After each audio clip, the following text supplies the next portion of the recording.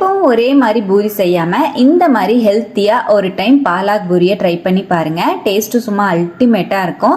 கீரை சாப்பிட மாட்டேங்கிற குழந்தைங்களுக்கு இந்த மாதிரி டிஃப்ரெண்டா செஞ்சு கொடுக்கும்போது ரொம்பவே லைக் பண்ணி சாப்பிடுவாங்க. ஒரு கட்ட அளவுக்கு பாலாக் கீரையை இலையை மட்டும் நல்லா கிளீன் பண்ணி கழுவி எடுத்து வச்சிருக்கேன். சுடுதண்ணியில பாலாக் கீரையை சேர்த்து 2-3 நிமிஷம் அப்படியே விட்டுறலாம். கீரை நல்லா சாஃப்டா வேகட்டும். வெந்த கீரையை வெளியே எடுத்துட்டு அந்த தண்ணியை சூப் செய்யவோ இல்லைன்னா சாம்பார் குழம்பு ஏதாவது வைக்கும் போது யூஸ் பண்ணிக்கலாம். கீரையை மட்டும் தனியா வெளியே எடுத்துட்டு ஆறுனதுக்கு அப்புறமா மிக்சி ஜாருக்கு மாத்தி நல்லா நைஸா அரைச்சு எடுத்துக்கலாம். திப்பியா அரைக்காம நல்லா நைஸா அரைச்சு எடுத்துக்கோங்க.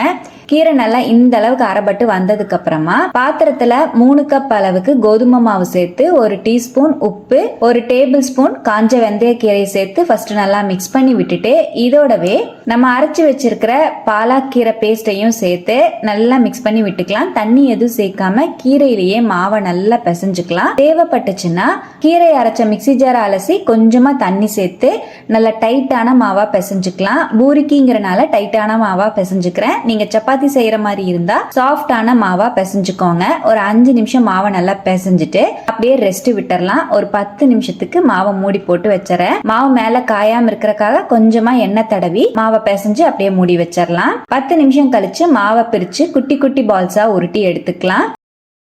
குட்டி குட்டி பால்ஸா பிரிச்சு எடுத்துட்டு அழகா பூரிக்கு குட்டி குட்டியா தேய்ச்சி எடுத்துக்கலாம். ரொம்ப திக்காவும் இல்லாம ரொம்ப லேசாவும் இல்லாம இந்த மாதிரி பூரிக்கு மாவை திரட்டி எடுத்துட்டு தேய்ச்சி வச்சிருக்கிற பூரிய நல்லா சூடா இருக்கிற ஆயில்ல போட்டு பொரிச்சு எடுத்துக்கலாம். ஹை ஃபிளேம்ல இருக்கணும். அப்பதான் பூரி எண்ணெய் குடிக்காம நல்லா புஷ்ஷுன்னு உப்பி வரும். அவ்வளவுதான். பூரி நல்லா 2 சைடுமே வெந்ததுக்கு அப்புறம் வெளியே எடுத்துருவோம். ரொம்பவே டேஸ்டி அண்ட் சாஃப்டான பாலாக் பூரி ஹெல்த்தியா சூப்பரா ரெடி ஆயிடுச்சு. இந்த மாதிரி ட்ரை பண்ணி பாருங்க. குழந்தைங்க ரொம்ப என்ஜாய் பண்ணி சாப்பிடுவாங்க. ட்ரை பண்ணி பார்த்துட்டு எப்படி வந்ததுன்னு கமெண்ட்ல ஷேர் பண்ணிட்டு நம்ம பேஜை ஃபாலோ பண்ணிக்கோங்க. தேங்க்யூ.